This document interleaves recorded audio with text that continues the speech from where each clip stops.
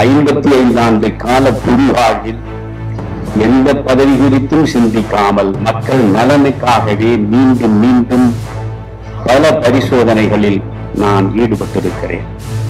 ஒன்று மதுவற்ற மாநிலம், இன்னொன்று ஊழலற்ற நிர்வாகம். ஆனால் இன்றைக்கு மதுவற்ற மாநிலத்தை சந்திக்க முடியவில்லை, ஊழலற்ற நிர்வாகத்தை நினைத்து பார்க்கவே முடியவில்லை. ஆனால் இங்கே இருக்கக்கூடிய தமிழ்நாட்டினுடைய பொற்காலத்தை உருவாக்குவதாக பேசுகின்ற திராவிட மாடல் அரசு இன்றைக்கு எல்லா இடங்களிலும் மதுக்கடைகளை திறந்து வைத்திருக்கிறது. கேட்டால் இவர்கள் அன்று முதல் இன்று வரை சொல்லக்கூடியது என்ன? நான் மிகவும் வருத்தத்தோடு பதிவு செய்கிறேன். உண்மையில் கலைஞர் அவர்கள் எழுதினார், நான் அதை மறுக்கவில்லை. கலைஞர் அவர்கள் எழுதியது இன்றைக்கு எவனும் படிப்பதில்லை. நீங்கள் கலைஞர் எழுதிய குரலோவியத்தை தமிழ்நாட்டில் எத்தனை பேர் படித்திருக்கிறார்கள்? கலைஞர் எழுதிய பொன்னர் சங்கர் நாவலை எத்தனை பேர் படித்திருக்கிறார்கள்? கலைஞர் எழுதிய ரோமாபுரி பாண்டியனை எத்தனை பேர் படித்திருக்கிறார்? கலைஞர் எழுதிய சங்கத்தமிழை எத்தனை பேர் படித்திருக்கிறார்? கலைஞர் எழுதிய கடிதங்கள் அனைத்தும் புத்தகங்களாக வெளியே வந்திருக்கின்றனவே, அவற்றை எத்தனை பேர் படித்திருக்கிறார்? ஆனால் கலைஞர் கொண்டு வந்த மதுவினை இந்த தமிழ்நாடு ஒட்டுமொத்தமாகவே சீரழிந்து பாதிக்கப்பட்டிருக்கிறது என்றால், விறுவிறுப்பான அரசியல் நிகழ்வுகளை பற்றிய ஆய்வுகள், நியாயங்களின் நிறம் மாறாத கூர்மையான விமர்சனங்கள், தீமைகளை சுட்டெரிக்கவும் நல்ல அரசியலை வளர்த்தெடுக்கவும் அறிவார்ந்த விவாதங்கள், இளைய தலைமுறையிடம் விழிப்புணர்வை ஊட்டும் விரிவான வரலாற்று விளக்கங்கள், கலை, இலக்கியம், ஆன்மீகம், பண்பாடுகளை படம் பிடித்து காட்டும் கருத்தோவியங்கள் வாரந்தோறும் உங்கள் தமிழருவி தர்பாரில் அணிவகுக்கும். தமிழகத்தை பொறுத்தவரையில் ஓர் அரசியல் மாற்றத்தை உருவாக்கியே தீர வேண்டும் என்ற நினைப்போடும் முனைப்போடும் தொடர்ந்து இயங்கிக் கொண்டிருப்பவன் தமிழருவி மணிகன். 55 ஆண்டு கால புரிவாழ்வில் எந்த பதவி குறித்தும் சிந்திக்காமல் மக்கள் நலனுக்காகவே மீண்டும் மீண்டும் பல பரிசோதனைகளில் நான் ஈடுபட்டிருக்கிறேன். ஒரு மாற்று அரசியலை முன்னெடுப்பதற்கான முதல் முயற்சிதான் நண்பர்களே, இன்றைக்கு காமராஜர் மக்கள் கட்சி என்பது காந்திய மக்கள் இயக்கமாக இருந்த பொழுதே 2 முழக்கங்களைத்தான் தமிழ்நாட்டு மக்களுக்கு முன்னாலே வைத்தது. ஒன்று மதுவற்ற மாநிலம், இன்னொன்று ஊழலற்ற நிர்வாகம். ஆனால் இன்றைக்கு மதுவற்ற மாநிலத்தை சந்திக்க முடியவில்லை, ஊழலற்ற நிர்வாகத்தை நினைத்து பார்க்கவே முடியவில்லை. நான் தமிழக அரசினுடைய மாண்புமிகு முதல்வர் இன்றைக்கு சிங்கப்பூரிலும் ஜப்பானிலும் சென்று பல்வேறு தொழிலதிபர்களெல்லாம் சந்தித்து ஏராளமாக முதலீடுகளை இங்கே கொண்டு வந்து குவித்து லட்சக்கணக்கான இளைஞர்களுக்கு வேலை வாய்ப்பை தேடித் தருவதற்காக முயன்று அதிலே வெற்றி பெற்ற வீரராக வருகிறாரே, அவருடைய சிந்தனைக்குத்தான் நான் சிலவற்றை வைக்க விரும்புகிறேன். 1937 வெள்ளையர் ஆட்சியில் அடிமை இந்தியாவாக இருந்த பொழுதே ராஜாஜி சென்னை மாகாணத்தின் பிரதம அமைச்சராக பொறுப்பேற்றதும் மதுவிலக்கை கொண்டு வந்தார். முதலில் சேலம் மாவட்டத்திலேதான் மதுவிலக்கை அவர் அறிமுகப்படுத்தினார். அன்றைக்கு சேலம் மாவட்டத்தின் கலெக்டராக இருந்தவர் டிக்சன் என்பவர். 1937 சேலம் மாவட்டத்தில் மதுவிலக்கை அவர் அறிமுகப்படுத்தி மெல்ல தமிழகம் முழுவதும் விரிவுபடுத்துகிற முயற்சியில் ஈடுபட்டார். 1938 ராஜாஜி தன்னுடைய ஆட்சியினுடைய நிதிநிலை அறிக்கையை சட்டமன்றத்திலே சமர்ப்பித்தார்.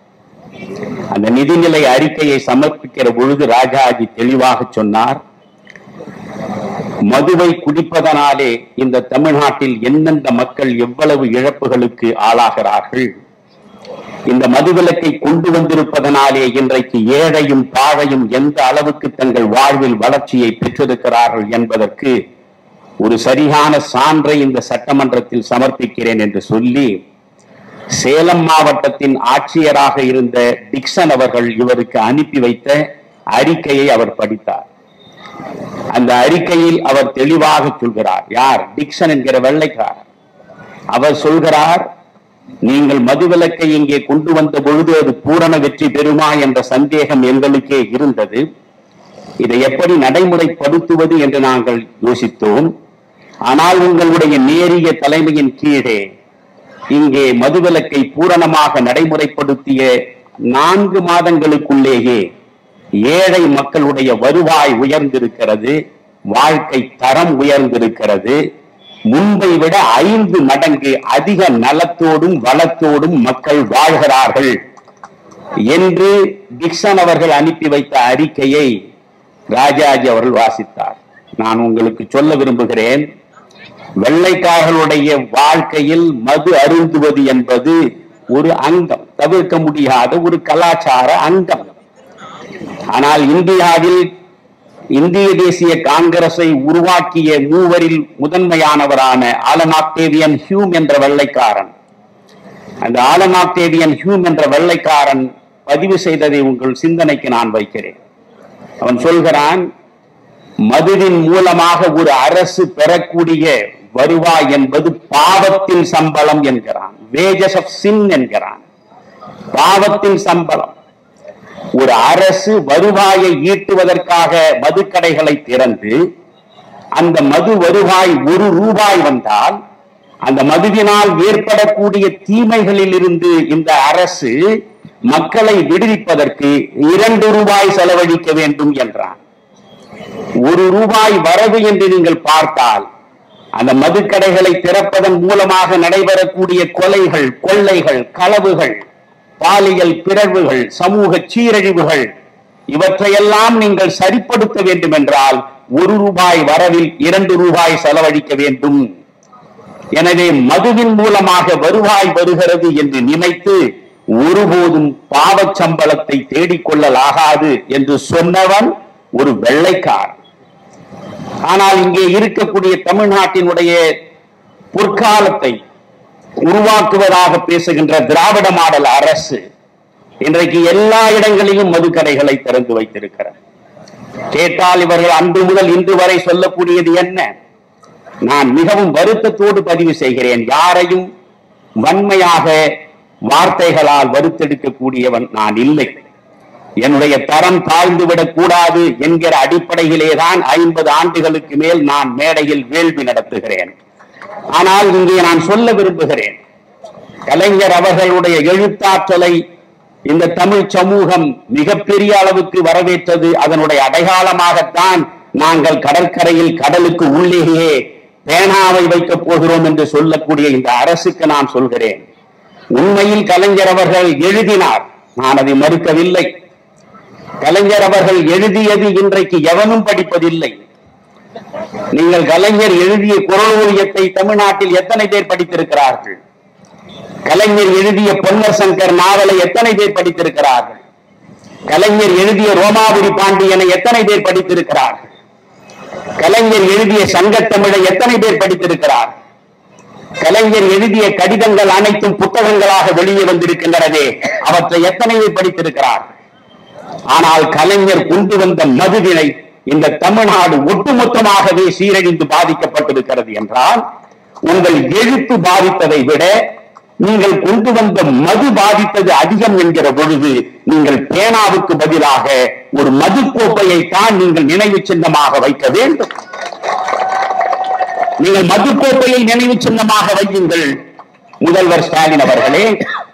அதுதான் இந்த சமூகத்தின் தலைமுறையாக வரக்கூடிய மக்களுக்கு இந்த கலைஞரின் மூலமாகத்தான் மதுவின் வாசமே அறியாத இந்த தமிழ் சமூகம் முதலில் மது என்றால் எப்படி இருக்கும், அது எந்த நிறத்தில் இருக்கும், அது எந்த மயக்கத்தை தரும் என்பதையெல்லாம் தமிழ்நாட்டில் அறிமுகப்படுத்திய அந்த மனிதர்தான் கலைஞர் அவர்கள்.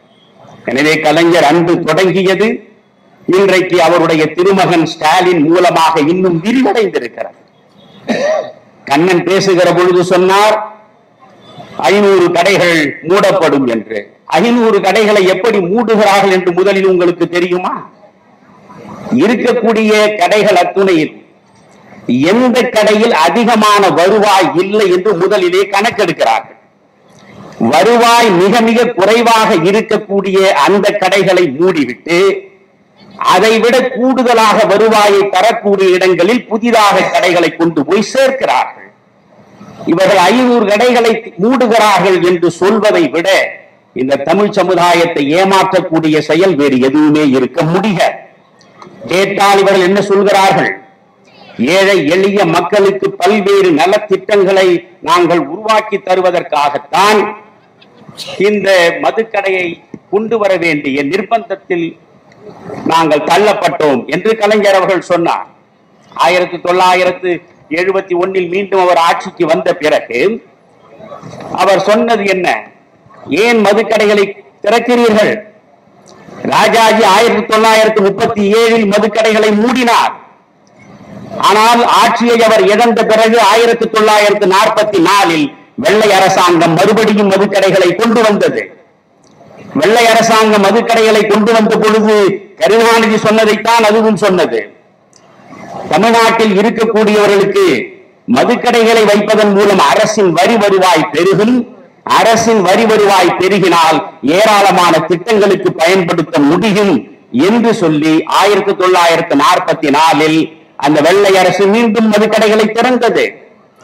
ஆனால் நாடு சுதந்திரம் பெற்ற பிறகு ஓமந்தூர் ராமசாமி ரெட்டியாருடைய தலைமையில் இங்கே காங்கிரஸ் ஆட்சி அமைந்த பொழுது மதுக்கடைகள் முழுவதுமாக மூடப்பட்டன. 47 தொடங்கி 1972 வரையில் தமிழ்நாட்டிலே மதுக்கடைகளை கிடையாது.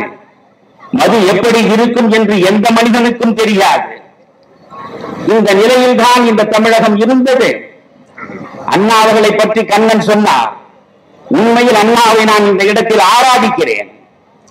₹1 3 படி அரிசி கொடுப்பேன், கொடுக்க தவறினால் சவுக்கால் என்னை அடியுங்கள் என்று பேசியவர் அண்ணா. ஆட்சியை பிடித்தார்கள். ₹1 3 படி அரிசியை கொடுப்பேன் என்று அவர் சொன்ன பொழுதே தினமணியின் ஆசிரியராக இருந்த ஏஎன் சிவராமன், இன்றைக்கு இருக்கக்கூடிய ஊடகங்கள் எல்லாம் அவர் எழுதிய எழுத்துக்களை உட்கார்ந்து படிக்க வேண்டும், பத்திரிகையாளர்கள் படிக்க வேண்டும். மிகப்பெரிய தேசியவாதி, மிகப்பெரிய சுதந்திர போராட்ட வீரர், மிகப்பெரிய தன்னலமற்ற தியாகி, பெருந்தலைவர் காமராஜருக்கு இணையாக அமர்ந்து ஆலோசனை வழங்கக்கூடியவர். அந்த ஏஎன் சிவராமன் தினமணியில் உடனே ஒரு கட்டுரை எழுதினார். ₹1 1 படி அரிசி கூட உங்களால் போட முடியாது. அந்த வேளாண்மை விவரங்கள் அத்தனையையும் வெளிப்படுத்தி இயலாத ஒன்றை சொல்லி மக்களை ஏமாற்றாதீர்கள் என்றார். ₹1 1 படி அரிசி போட முடியாது என்றார். ஆனால் 3 படி அரிசி நிச்சயம் போடுவோம் என்று அண்ணா சொன்னார். உடனே மக்கள் அனைவரும் ஏமாறக்கூடிய நிலைக்கு உட்படுகிற நிலை வந்து சேர்ந்தது. மேடை தோறும் திமுகவினர் முழங்கினார்கள். படிக்காத காமராஜரே இத்தனை திட்டங்களை கொண்டு வருகிற பொழுது MA படித்த அண்ணா அவர்கள் ஆட்சி பீடத்தில் வந்தால் எவ்வளவு அரிய திட்டங்களை எல்லாம் கொண்டு வந்து சேர்ப்பார் என்று சொன்னார்கள். மக்கள் நம்பினார்கள். ஆட்சி கிடைத்தது. பிறகுதான் அவருக்கு உண்மை புரிந்தது. 3 படி அரிசி போட முடியாது என்பது தெளிவாக தெரிந்தது. நிதி நிலையை அவர் அறிந்து கொண்ட பிறகு அதிகாரிகளை அழைத்து பேசினார். அதிகாரிகள் சொன்னார்கள், நீங்கள் சொன்ன வாக்குறுதியை மக்கள் நிறைவேற்ற வேண்டும் என்றால் நீங்கள் மதுக்கடைகளை திறப்பதை தவிர வேறு வழி கிடையாது என்றார். அப்பொழுதுதான் அண்ணா சொன்னார், உண்மையில் நான் அண்ணாவை ஆராதிக்கிறேன். ஒரு தலைமுறையே சாராயத்தின் வாசம் என்ன என்று தெரியாத சமூகமாக மாறி இருக்கிறது. இந்த தமிழ் சமூகத்தில் நான் வந்து சாராயத்தை கொண்டு வந்த பாவத்திற்குரியவனாக ஒருபோதும் இருக்க மாட்டேன். அதைவிட நான் வாக்கு தவறியவனாக இந்த மக்கள் என்னை நினைத்தாலும் பரவாயில்லை என்று சொல்லுகிற ஆண்மை அண்ணாவுக்கு இருந்தது. எனவே அவர் ஏற்றுக்கொள்ளவில்லை. அண்ணாவை புகழ்பாடக்கூடிய அண்ணா, நீங்கள் இறந்து விட்டீர்கள், கல்லறையிலே உறங்கிக் கொண்டிருக்கிறீர்களே, உங்கள் இதயத்தை மட்டும் எனக்கு இரவலாக தாருங்கள் அண்ணா என்று கவிதை பாடியவர் தானே கலைஞர். அண்ணாவின் இதயம் மதுக்கடைகள் கூடாது என்று சொன்னதே. ஆனால் கலைஞர் என்ன செய்தார்? 1971 அவர் மீண்டும் ஆட்சிக்கு வந்த பிறகு இந்த மதுக்கடைகளை கொண்டு வரும் முயற்சியில் ஈடுபட்டார். கடைகள் திறக்கப்பட்டன. கேட்டால் சொன்னார், ஏழை எளிய மக்களுக்கு 1000 நலிவு உற்ற மக்களுக்கு நான் திட்டங்களை தீட்டுகிறேன், அதற்கு வருவாயை ஈட்ட வேண்டும், வேறு வழி இல்லை, அதனால் நான் மதுக்கடைகளை திறக்கிறேன். அப்பொழுது திறந்தார்கள். நீல நான் பேச விரும்பவில்லை, அது பெரிய வரலாறு. நான் ஒரு 50 ஆண்டுகளுக்கு மேல் இதை தொடர்ந்து பேசிக் கொண்டிருக்கிறேன். காந்திய மக்கள் இயக்கமாக நாங்கள் இருந்த பொழுது இந்த பிரச்சனையை பற்றி பேசினோம். எப்பொழுது பார்த்தாலும் எளிய மக்களுக்காக பல்வேறு திட்டங்களை தீட்டுவதற்கு இந்த அரசு மதுக்கடைகளை நடத்துவதை தவிர வேறு வழியில்லை என்று சொன்ன நிலையில் நாங்கள் மாற்று திட்டத்தையே கொடுத்தோம். தமிழகம் முழுவதும் உள்ள அனைத்து கல்லூரிகளுக்கும் நான் சென்றேன். தமிழ்நாட்டில் உள்ள அனைத்து கல்லூரிகள், அனைத்து மேல்நிலை பள்ளிகளுக்கு சென்று 18,60,000 மாணவ மாணவியரிடம் கையெழுத்துக்களை பெற்றோம். அவருடைய முகவரியோடு, அவருடைய தொலைபேசி எண்ணோடு 18,60,000 பேர் கையெழுத்துக்களை பெற்று டாஸ்மாகை மூட வேண்டும் என்று அன்றைக்கு இருக்கக்கூடிய அரசிடம் சமர்ப்பித்தோம். இவற்றை நாங்கள் செய்திருக்கிறோம். மாற்று திட்டத்தை வழங்கி இருக்கிறோம். நண்பர்களே, பழைய மாற்று திட்டம் அன்றைக்கு 26,000 கோடி அரசின் வருவாயாக மதுக்கடைகள் மூலமாக இருந்தது. இந்த 26,000 கோடியை தானே உங்களுக்கு தர வேண்டும், நான் 30,000 கோடி ரூபாய்க்கு திட்டங்களை தருகிறேன் என்று சொல்லி மாற்று திட்டத்தை அன்றைய முதல்வர் ஜெயலலிதாவிடம் கொடுத்தோம். ஒரு செய்தியை மட்டும் உங்களுக்கு சொல்கிறேன். இப்பொழுது அன்று இருந்த நிலையில் நாங்கள் கொடுத்த மாற்று திட்டத்தில் எப்படி இந்த அரசு மக்களை ஏமாற்றுகிறது, ஏழைகளை எப்படி ஏமாற்றுகிறது என்பதை நான் விளக்கமாக இதற்கு நான் பட்டியல் போட்டிருக்கிறேன். 5 ஆண்டுகளுக்கு இலவச அரிசி, அதாவது ஒரு முறை மக்கள் வாக்களித்து ஆட்சிக்கு வந்தால் 5 ஆண்டுகள் அவர்கள் இருப்பார்கள். சரி, 5 ஆண்டுகள் அவர்கள் பல்வேறு வாக்குறுதிகளை வழங்கி அவற்றை நிறைவேற்றுகிறார்கள். அப்படியே வைத்துக் கொள்ளுங்கள். 5 ஆண்டுகளுக்கு இலவச அரிசி ஒவ்வொரு குடும்பத்திற்கும் அதனுடைய விலை 9,960 ரூபாய். 5 ஆண்டுகளுக்கு இலவச அரிசி கொடுத்தால் அந்த ஏழை குடும்பத்திற்கு கிடைக்கக்கூடிய பயன் 9,960 ரூபாய். கலைஞர் ஒரு தொலைக்காட்சி பெட்டி கொடுத்தார். அந்த தொலைக்காட்சி பெட்டி 2,700 ரூபாய். இவற்றையெல்லாம் விரிவாக நாங்கள் விவரங்களை பெற்றுத்தான் வெளியிட்டோம். 2,700 ரூபாயில் தொலைக்காட்சி பெட்டியை அவர் கொடுத்தார். மிக்சி கொடுத்தார்கள். மிக்சி 800 ரூபாய். அந்த 800 ரூபாய் மிக்சி இலவசமாக கொடுக்கப்பட்டது.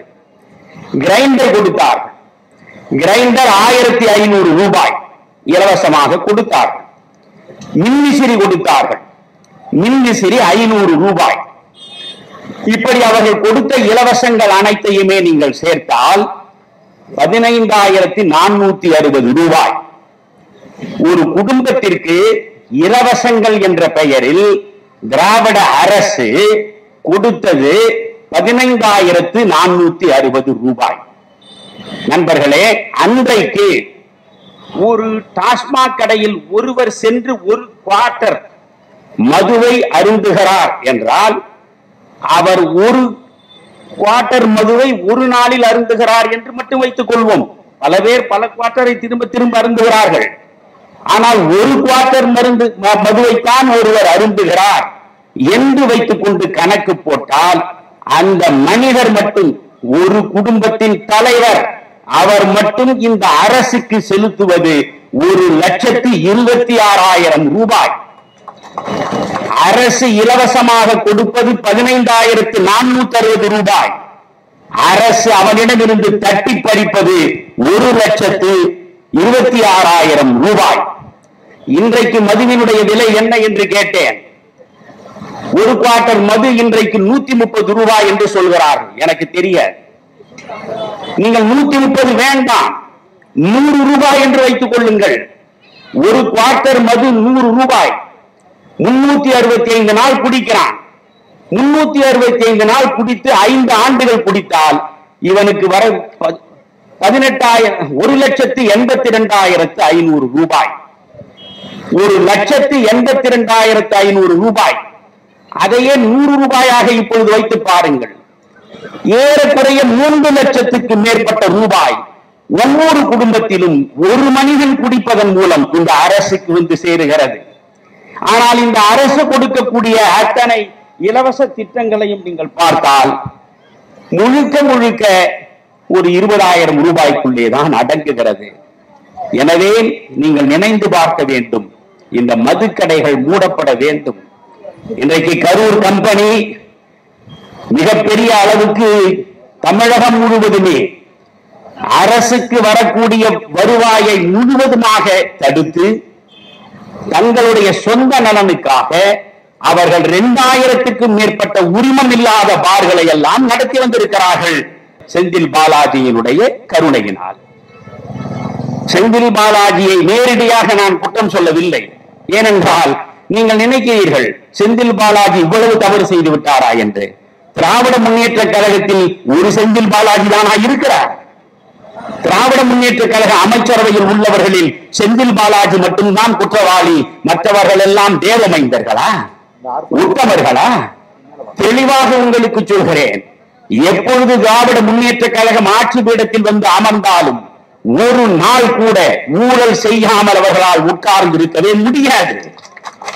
இதை நான் அப்பொழுதே ஜூனியர் விடலில் எழுதியிருக்கிறேன், எங்கே போகிறோம் நாம் என்று. ஒரு சிறுத்தையின் உடம்பில் உள்ள புள்ளிகள் சாகும் வரை மறையாது என்பது போல திராவிட முன்னேற்ற கழகத்தில் உள்ளவர்களிடம் இருந்து நீங்கள் ஊழல் இல்லாத ஒரு நிலையை பார்க்கவே முடியாது. இன்றைக்கு இருக்கக்கூடிய நிலை என்ன? சென்ற 26ஆம் நாள் தமிழகத்தை பொறுத்தவரையில் ஒரு கருப்பு நாள். 26ஆம் நாள், இந்த மே 26 தமிழ்நாட்டின் கருப்பு நாள். நீங்கள் எத்தனையோ இடங்களில் ரெய்டு நடக்கிறது. ஜெயலலிதாவை கைது செய்யவில்லையா? சசிகலாவை கைது செய்யவில்லையா? அப்படி கைது செய்ய பொழுது அதிமுகவில் பல்லாயிரக்கணக்கில் தொண்டர்கள் இல்லையா? அப்படி பல்லாயிரக்கணக்கான தொண்டர்களை திரட்டி நிறுத்தி ஜெயலலிதா கைது செய்கிற பொழுது ஒரு பெரிய கலவரத்தை உருவாக்கி இருக்க முடியுமே? சசிகலாவை கைது செய்கிற பொழுது ஒரு கலவரத்தை உருவாக்க முடியுமே? எந்த இடத்தில் எந்த தலைவர்கள் கைது செய்யப்பட்டாலும் கலவரங்கள் நிகழ்ந்தது கிடையாது. ஆனால் கலைஞர் கருணாநிதி கைது செய்யப்படுகிறார். அப்பொழுது திட்டமிட்டு வேக வேகமாக தொண்டர்களை திரட்டுவதற்கு அவர்கள் முனைகிறார்கள். இவர்கள் இப்படி திரட்டுவார்கள் என்று தெரிந்துதான் அந்த அம்மையார் நள்ளிரவில் அவரை கைது செய்வதற்கான முடிவை எடுத்தார். நண்பர்களே, நான் அதை கைது செய்வது சரியா தவறா என்ற பிரச்சனைக்கு போகவில்லை. நீங்கள் உத்தமர்கள் என்றால், உங்களிடம் கருப்பு பணம் இல்லை என்றால், நீங்கள் கள்ளப்பணத்தை கைவசம் வைத்திருக்கவில்லை என்றால் எதற்காக அஞ்சுகிறீர்கள்? RS பாரதி என்கிற ஒரு மனிதர் பேட்டி கொடுக்கிற போதெல்லாம் எவ்வளவோ விஷயங்களை இந்த திமுக பார்த்திருக்கிறது. நீங்கள் எமர்ஜென்சியில் எப்படியெல்லாம் அதை சந்தித்தீர்கள் என்பதை நான் சாட்சியாக இருந்து பார்த்திருக்கிறேன். உங்கள் வீரம் என்ன என்று எங்களுக்கு தெரியும். நீங்கள் வெறுமனே பேச்சில் வீரத்தை வளர்ப்பவர்களே தவிர செயலில் வீரத்திற்கும் உங்களுக்கும் எந்த விதமான ஒற்றுமையும் கிடையாது. இப்பொழுது நீங்கள் செந்தில் பாலாஜியினுடைய தம்பி வீட்டில் ஒரு ரெய்டு நடக்கிறது. அப்படி ரெய்டு நடக்கிறது என்றால் உடனடியாக நீங்கள் வெளியே இருந்து எகிரி குதித்து விட்டார்கள், உள்ளே போய் கதவை தட்டினார்கள், பெண்கள் இருக்கிற இடத்தில் நுழைந்தார்கள் என்றால் ரெய்டு என்றால் அப்படித்தான் நடக்கும். எந்த ஒரு பொருளும் இல்லை என்றால் நீங்கள் தெளிவாகவே அவர்களை வாருங்கள், ஐயா வாருங்கள், காபி குடிக்கிறீர்களா, காலை சுற்றிந்து அருந்துகிறீர்களா, உங்களுக்கு என்ன வேண்டும், எல்லா இடங்களையும் திறந்து வைக்கிறோம், எந்த இடத்தில் வேண்டுமானாலும் சென்று பாருங்கள் என்று சொன்னால் நீங்கள் உத்தமர்கள். ஆனால் நீங்கள் ஆட்களை திரட்டி அடிக்கிறீர்கள், அதிகாரிகளை அடிக்கிறீர்கள், அதிகாரிகளை விரட்டுகிறீர்கள். திராவிட முன்னேற்ற கழகம் எப்பொழுது ஆட்சி நாற்காலில் வந்து அமர்ந்தாலும் காவல்துறையை அவர்கள் கடுகளவும் மதிப்பது கிடையாது. முழுக்க முழுக்க சட்டம் ஒழுங்கு கெட்டுவிடுவது என்பது திராவிட முன்னேற்ற கழகத்து தொண்டர்களாலேதான். எனவே இந்த ஆட்சி மறுபடியும் தொடர்ந்து நீடிக்க வேண்டுமா என்று நீங்கள் தான் முடிவெடுக்க வேண்டும். இவர்கள் நிச்சயமாக இந்த மதுக்கடைகளை மூட மாட்டார்கள். 500 கடையாக மூடுவது என்று ஒரு போலித்தனமாக அவர்கள் எதையாவது நடித்து உங்களிடம் ஏமாற்றுவார்களே தவிர அவர்கள் நிச்சயமாக 500 கடையை இங்கே மூடுவார்கள், அங்கே திறப்பார்கள். 2000க்கும் மேற்பட்ட பார்கள், அந்த பார்களில் 2 ஆண்டுகள் வந்த வருவாய் எங்கே போனது என்ற ஒரு கேள்விக்கு செந்தில் பாலாஜி பதில் சொல்ல வேண்டும். அவரை வைத்துக் கொண்டிருக்கின்ற முதல்வர் ஸ்டாலின் அவர்கள் அதற்கு விளக்கம் தர வேண்டும். 2000க்கும் மேற்பட்ட பார்கள் எந்த உரிமமும் பெறாமல், ஒரு காசு கூட அரசுக்கு வருவாயாக வந்து சேராமல் தனியார்கள் கொள்ளையடித்திருக்கிறார்கள் என்றால் கொள்ளையடித்த பணம் எத்தனை கோடி? அப்படி கொள்ளையடித்த பணம் எங்கே சென்றது? யாருக்கு அது பங்காக போய் நின்றது? இந்த கேள்விகளுக்கெல்லாம் பதில் கிடைக்க வேண்டும். 30,000 கோடியை கலைஞர் அவர்கள் வாழ்நாள் முழுவதும் சேர்த்ததை விட 2 ஆண்டுகளில் ஸ்டாலினுடைய மகனும் மருமகனும் சேர்த்து விட்டார்கள். அதை எப்படி எங்கே கொண்டு போய் வைப்பது என்று தெரியாமல் தவிக்கிறார்கள் என்று பிடிஆர் பேசியதாக ஒரு வீடியோ, ஒரு ஆடியோ. அது பிடிஆர் பேசினாரா இல்லையா அந்த இடத்திற்கே நான் போகவில்லை. ஆனால் நான் கேட்பது, 30,000 கோடி ரூபாயை இந்த 2 பேர் சேர்ந்து தவறான வழியில் திரட்டி இருக்கிறார்கள் என்று பிடிஆர் சொல்லவில்லை. பிடிஆர் மாதிரி யாரோ ஒருவர் பேசினார் என்றால் அந்த பிடிஆரை நீங்கள் நிதியமைச்சர் பதவியிலே இருந்து விலக்கி அவரை கொண்டு போய் தகவல் தொழில்நுட்பத்தில் ஏன் வைப்பீர்கள்? அவரை நீங்கள் அமைச்சர், முக்கிய அமைச்சர் பொறுப்பிலிருந்து வெளியேற்றுகிற பொழுதே நீங்கள் அவர் சொன்னது உண்மை என்பதை ஒப்புக்கொள்கிறீர்கள். இதை இந்த மனிதன் உளறிவிட்டானே என்று பதறுகிறீர்கள். அப்படி பதற்றத்தின் மூலமாக நம்மை காட்டிக் கொடுத்து விட்டவனுக்கு எதையாவது செய்ய வேண்டும் என்று இலாக்காவை மாற்றுகிறீர்கள். ஆனால் செந்தில் பாலாஜியின் மீது மட்டும் உங்களால் கை வைக்க முடியவில்லையே, ஏன்? அந்த அளவுக்கு செந்தில் பாலாஜி என்ன மிகப்பெரிய நிர்வாகியா, மிகப்பெரிய சீர்திருத்தவாதியா, மக்கள் நலனுக்காகவே தன் வாழ்வை முற்றாக அர்ப்பணித்து விட்ட மாபெரும் அரசியல் தலைவரா, கக்கனுடைய வாரிசா, காமராஜுடைய வாரிசா, ஜேபியினுடைய வாரிசா? யார் செந்தில் பாலாஜி? ஒவ்வொரு கட்சியில் இருந்த பொழுதும் கோடி கோடியாக கொள்ளை அடிப்பதற்காகவே தன் அரசியல் வாழ்வை நடத்தக்கூடிய செந்தில் பாலாஜியை நீங்கள் இங்கே வைத்திருக்கிறீர்கள். வேறொன்றும் நான் விளக்கமாக சொல்ல விரும்பவில்லை. இதை மட்டும் நான் சொல்லிவிட்டு விடைபெறுகிறேன். ஏனென்றால் வெயிலில் நிற்கிறீர்கள் நீங்கள். ஒன்றே ஒன்றுதான், செந்தில் பாலாஜி தவறானவர் தமிழறிவு மணியம் சொல்லவில்லை.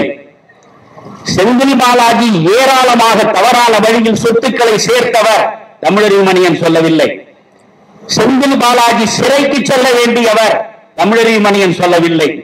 இவை அனைத்தையும் தேர்தல் பிரச்சார கூட்டத்தில் கரூரிலே போய் நின்று கொண்டு செந்தில் பாலாஜிக்கு எதிராக சொன்ன மனிதர் இன்றைக்கு முதலமைச்சராக இருக்கிற ஸ்டாலின். இந்த மனிதன் மோசமானவன். இந்த மனிதன் தவறான வழியில் போல ஈட்டி இருப்பவன். இந்த மனிதன் இருக்க வேண்டியது சிறை கூடத்தில். நாங்கள் ஆட்சிக்கு வந்தால் இவரை சிறைக்கு அனுப்புவோம் என்று சொன்னீர்களே, இப்பொழுது உங்கள் இதய சிறையில் தானே நீங்கள் கொண்டு போய் வைத்திருக்கிறீர்கள். காரணம் என்ன? கொஞ்சம் யோசித்து பாருங்கள். தமிழ்நாட்டில் ஏவா வேலு அவர் பொதுப்பணித்துறையிலே உட்கார்ந்து கொண்டிருக்கிறார் இல்லையா? அதிமுகவிலே இருந்து வந்தவர். இந்த செந்தில் பாலாஜி, அதற்கு அடுத்து நீங்கள் ராஜகண்ணப்பனிலே இருந்து ஒவ்வொருவராக பேசினால் நேரம் அதிகமாகும். ஊழல் செய்தவர்கள் தவறான மனிதர்கள் என்று நாள்தோறும் பேசி இவர்களுக்கு எதிராக நாங்கள் நடவடிக்கை எடுப்போம் என்றெல்லாம் சொல்லி மக்களை ஏமாற்றி ஆட்சிக்கு வந்து அந்த மனிதர்களையே அழைத்து அவர்களிடமே முக்கிய இலாக்காக்களை கொடுக்கிறீர்கள் என்றால் இவர்களை வைத்துக் கொண்டுதான் நாம் மிகப்பெரிய அளவுக்கு வழியற்ற வழியில் பொருளை ஈட்ட முடியும் என்று முதல்வர் நினைத்தாரா? அதற்காகத்தான் இவர்களுக்கெல்லாம் முக்கியமான பொறுப்புகளை வழங்கி இருக்கிறாரா? யோசியுங்கள். எனவே நான் ஒன்றை நிறைவாக சொல்கிறேன். திராவிட மாடல் திராவிட மாடல் என்று பேசுவதெல்லாம் நான் கேட்கிறேன். ரம்மி விளையாட்டை தடை செய்ய வேண்டும் என்று சட்டசபையிலே இவர்கள் மசோதா கொண்டு வருகிறார்கள். அதை ஆளுநரிடம் ஒப்பந்தத்திற்கு அங்கீகரிப்பதற்காக ஆளுநருக்கு அனுப்பி வைக்கிறார்கள். ஆளுநர் உடனே கையெழுத்து போடவில்லை. 41 பேர் உடனடியாக இந்த ரம்மி விளையாட்டில் பொருளை இழந்து தற்கொலை செய்து கொள்கிறார்கள். அதற்காக நம்முடைய ஸ்டாலின் அவர்கள் கண்ணீர் விட்டார். இந்த ரம்மி விளையாட்டை தடுக்க வேண்டும் என்று நாங்கள் மசோதாவை இயற்றி ஆளுநருக்கு அனுப்பிய பிறகு அவர் கையெழுத்து போடவில்லையே. 41 உயிர்களை பலியிட்டு இருக்கிறோம் இன்றைக்கு. இதற்கு இந்த ஆளுநர் அல்லவா பொறுப்பு என்று கேட்டார். நான் கேட்கிறேன், 41 உயிர்கள் பலியானதற்காக கண்ணீர் விடுகிற முதல்வர் ஸ்டாலின் அவர்களே, ஒவ்வொரு நாளும் தமிழ்நாட்டில் எங்கு பார்த்தாலும் சாராயத்தை குடித்து விட்டு குடல் வெந்து உயிர் இழக்கக்கூடிய மனிதர்களின் எண்ணிக்கை எவ்வளவு? அவற்றை நீங்கள் சிந்திக்கிறீர்களா? அவர்களுக்காக கண்ணீர் விடுகிறீர்களா? நான் சொல்கிறேன், முதலமைச்சர் எந்த மனிதரையாவது என்னோடு அனுப்பட்டும், தமிழ்நாட்டில் இருக்கக்கூடிய எந்த கிராமத்திற்குள்ளேயும் நீங்கள் காலெடுத்து வையுங்கள். எந்த கிராமத்திலும் ஒரு கிராமத்திற்குள்ளே நுழைந்தால் குடியினால் கணவனை இழந்த தாலி அறுத்த ஒரு விதவையைத்தான் நீங்கள் சந்திக்க முடியும். எத்தனை உயிர்கள் பறிக்கப்பட்டிருக்கின்றன. கள்ளச்சாராயம் காய்ச்சி உயிரிழந்த 23 பேருக்கு நீங்கள் 10 லட்சம் கொடுக்கிறீர்கள் என்றால் இதுதான் திராவிட மாடலா? நான் முதலமைச்சரிடம் ரொம்ப சாதாரண ஒரு கேள்வியை வைக்கிறேன். அது சாராயம் அல்ல, கள்ளச்சாராயம் என்று பெயர் சொல்கிறீர்கள், அல்லது விஷச்சாராயம் என்றும் பெயர் சொல்கிறீர்கள். அங்கீகரிக்கப்பட்ட சட்டபூர்வமாக நடத்தப்படுகிற டாஸ்மாக் கடைகளில் அவர்கள் வாங்கி குடிக்கவில்லை. அவர்கள் சட்டத்தை மீறி கள்ளத்தனமாக சாராயம் காய்ச்சி குடிக்கிறார்கள். அப்படி என்றால் ஒரு அரசு சட்டத்தின் பாதுகாவலனாக இருக்க வேண்டும். சட்டத்தின் பாதுகாவலனாக இருக்க வேண்டிய அரசு சட்டத்தை மீறி சட்டத்திற்கு எதிராக கள்ளச்சாராயம் குடித்துவிட்டு இறந்தால் ஒவ்வொருவருக்கும் 10 லட்சம் ரூபாய் கொடுக்கிறேன் என்றால் உங்களுக்கு அப்படிப்பட்ட அரிய ஆலோசனையை அள்ளி வழங்கிய அறிஞர்தான் யார் என்று எனக்கு புரியவே இல்லை.